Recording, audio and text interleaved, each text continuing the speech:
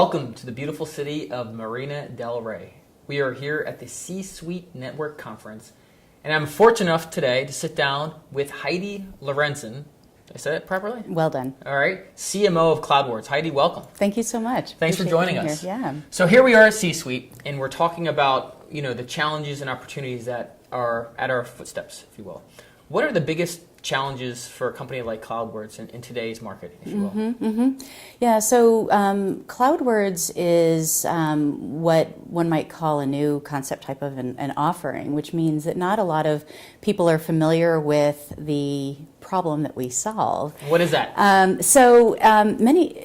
lot of enterprises that operate globally run huge operations around getting all of their content, whether it's marketing materials, sales materials, product materials, HR materials, getting them to market in all languages and all countries around the world in which they operate.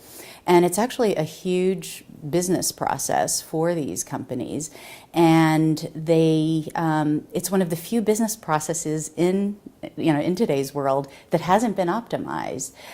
You've got ERP for manufacturing, et cetera, and that's where Cloudwords comes in. We're a SaaS technology that has streamlined and automated the process of getting all of that content to market faster. And faster to market means faster to revenue and more business capture. Absolutely, and what a fantastic problem to help solve. And I'm curious, do you actually get down to the localization level as well? Yeah, that's a great question. So you know the distinction between translation Sure. and localization, and translation is going word to word, and localization is taking into consideration the cultural implications as well. And basically, since Cloudwords is a technology platform, our customers leverage whatever translation service providers, translators, et cetera, that they want to use that's best for the languages, the content types, et cetera. And it allows them to get the best, who are most familiar with the local markets, and therefore bring in the localization components. So you enable them to bring on their folks to actually do the localization. Exactly, Okay. And the other thing that we do, which is until now hasn't been done, is we keep a central repository of everything that large enterprises like McDonald's, Honeywell, they use Cloudwords, have translated before, and by keeping the centralized repository, they are able to never have to pay again to have those words translated. So that alone is just, huge cost savings for large enterprises. Yeah, they say typically 1% of revenue is spent on translation. So it's a huge expense item, and they never have to wait to have it translated as well. And again, speed to market today is almost so everything. important. Yeah, so yeah, important. yeah. Right? Fail fast, they say. Obviously. Yeah, exactly. And just so folks have a better understanding of context and where you're coming from and the role you provide, who are you typically selling to in terms of the company and the people who sit in those companies?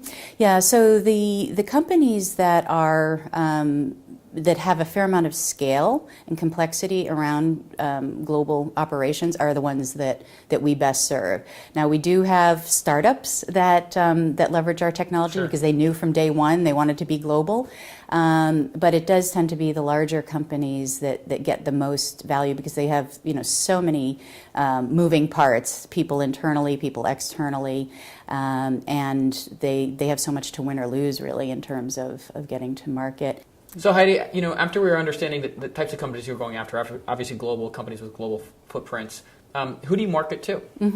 Well, we've actually sold to across the enterprise, to personas across the enterprise. We've had HR and training, we've had product teams, engineering teams, but what we're really finding is our sweet spot right now are marketers, and that's for a variety of reasons, and we've really been doubling down on trying to address their needs. So first of all, marketers are just creating tons of content. The importance of content to moving people along the buyer's journey. So marketers are just pumping out content like crazy and needing to get that to all of the markets they serve. Secondly, marketers are in the front line of revenue growth right now, and when you're a company that has an offering to help them better address those needs, that's always a good thing as well. Thirdly, marketers are buying a lot of technology right now. We've all heard the Gartner prediction that by 2017 they'll be buying more than IT. So, sort of this confluence of reasons that we actually have a lot to offer marketers right now.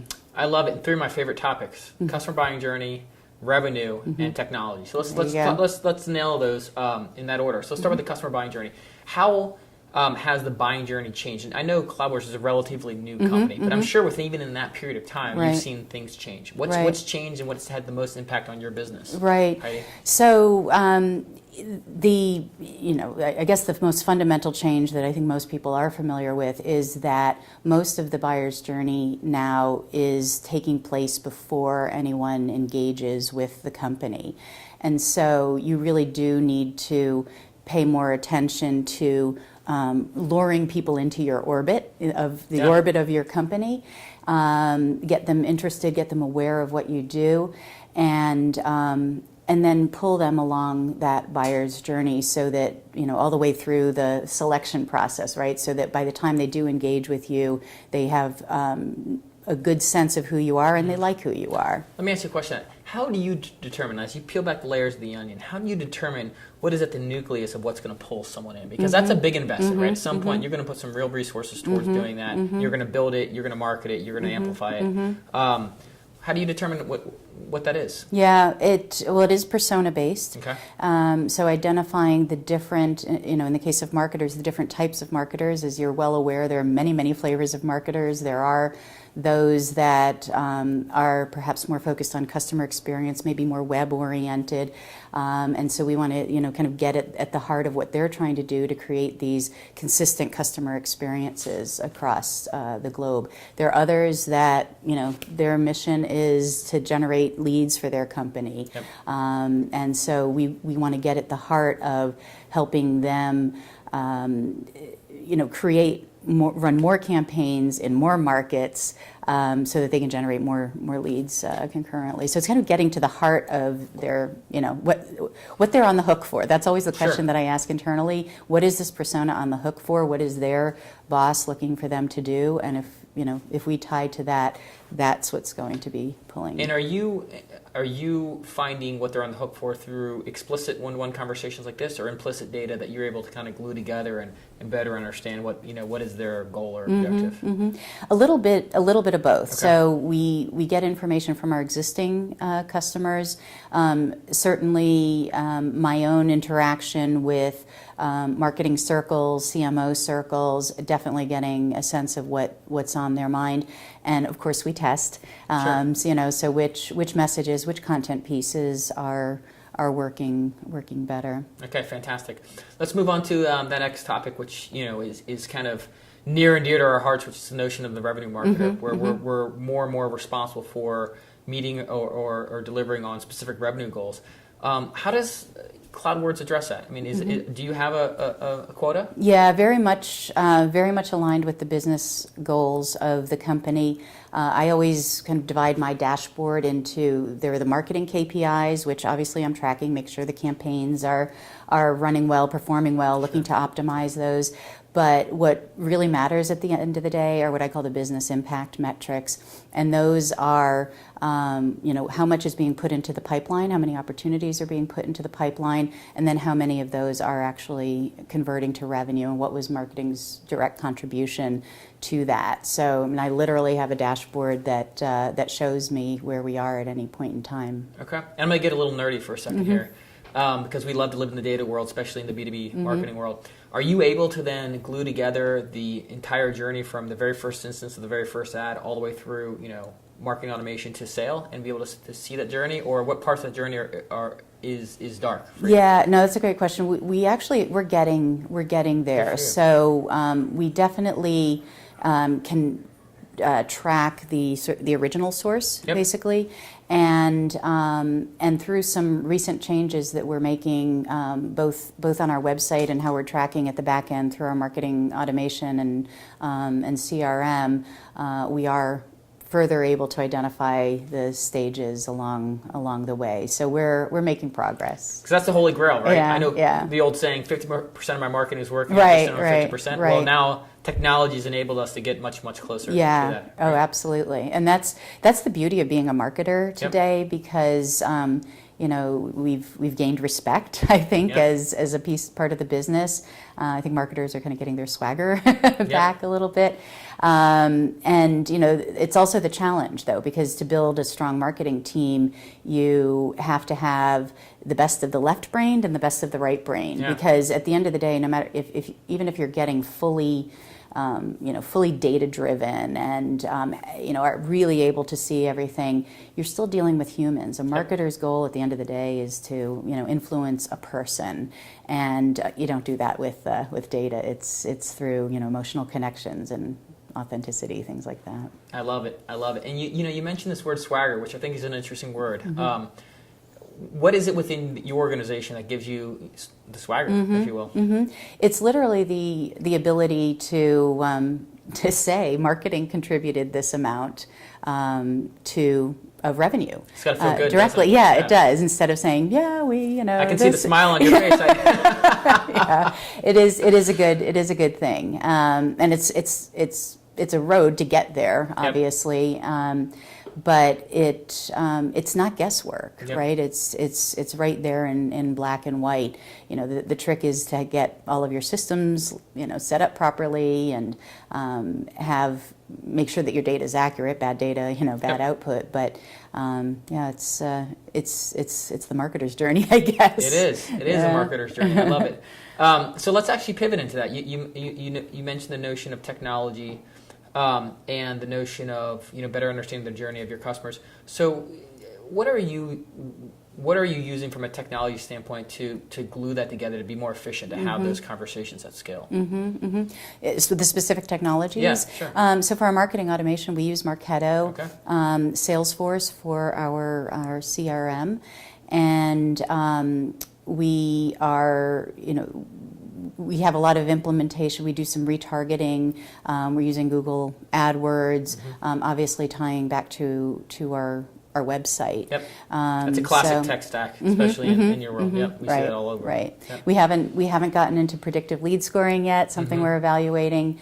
Talking about the tech stack. Other pieces. What's really important for us is identifying the right targets initially to go after. So what are you doing to identify that? So there are a couple of technologies, Data9, Net Prospects, that we've used to help identify customers that use certain technologies that Cloudwords integrates with, and then we go out and build lists around that, and or when we see those target accounts have some sort of activity, we can then make note of that, and that's a more recent improvement, and that's pretty valuable. Interesting.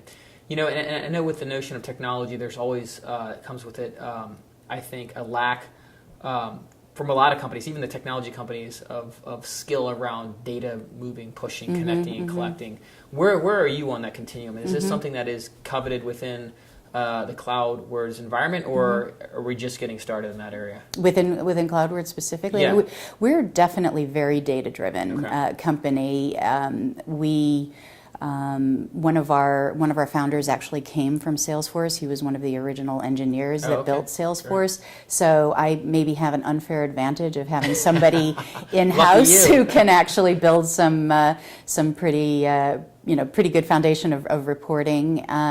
But I've also leveraged consultants to kind of take it that next step to build more reports. But it really is, the tools are only as valuable and powerful as what you do with them. Absolutely. And it's a Herculean effort to really get Salesforce and Marketo to give you the information that you want. But it is doable. It is. It totally is. And I think a lot of folks, for whatever reason, are unable to jump past that hurdle. Yeah. Because once you do, it unlocks a whole new opportunity of not only proving revenue, but then being able to test things that are based off of revenue predictions, Right. as opposed to just a best guess at a particular campaign or program. Right. Yeah, it's really a specialization, and I think there's a lot of expectations of marketers, and I mean, perhaps in some cases, too many expectations. That's a good point. And you can't just take your, let's say, average marketer off the street and expect them to be able to be the the Marketo jockey and the the Salesforce ninja. Yep. And so it really takes bringing in people with deep expertise, and it's changing on a practically daily basis what the ways that you can leverage these technologies. So even if somebody is a super jock in-house, chances are they're not able to even keep up with all the changes. So that's why it's always great to just tap into external resources. And an example of something that we're doing that's just fairly new is that we've taken we've taken our customers and prospects and target contacts who have triggered as marketing qualified leads, or who otherwise we've identified as being solid, and we can actually now run campaigns through LinkedIn and Facebook where they match people that are similar to those, the lookalikes, exactly. And that didn't exist even a year ago, I think. So those types of things are, you just have to stay on top of it, and you really need to bring in the experts. I think you make a great point, Heidi, because not only it's about connecting these technologies, having the data cleansed so it's relevant and believable, right? And having the skill sets to do that, but then it's deriving insights, which is a whole new skill set, and then from there it's prescribing what to do about it, or predicting it, and then prescribing, right? So there's a whole layer of skill sets that it's really hard to jump from just a single person or a single person, a couple persons to what is seemingly a tremendous amount of a lot of work to drive value. Yeah. All right, that's great insight. If you had to make a recommendation to marketers who sit in a similar role in terms of what should be on their strategic roadmap over the next 12 to 24 months, but probably is not, what would you tell them? I mean, it's really hard to say because everybody is on such a different path. Sure. You run into marketers who don't even have marketing automation, which seems hard to believe these days. But it gives me a stomachache. Yeah, but it's absolutely the truth. And so I guess to rise it up would be to definitely look at your technology stack that. And see where the gaps are. So if you are at the very beginning and you don't have your marketing automation, well, you probably should get started with that. Next, you want to be hooking that up with your CRM. If you are more advanced, then you want to be looking at predictive, type of technologies. And of course, selfishly speaking, we also think that you should be looking at what technology is globalizing all of those other technologies. Well, it makes sense, so we'll allow you to say that. Definitely have a vested interest. I mean, I personally have spent 10 years of my own career overseas. I've lived in Germany, Hong Kong, Singapore, and Taiwan. Wow. So I've kind of lived the pain. I've held many of the roles that our personas held. So I know the pain, and I can see how we solve it. Just literally. Well, I can only imagine. I love to travel, so over a beer, I'll pick your brain about that. Absolutely. So.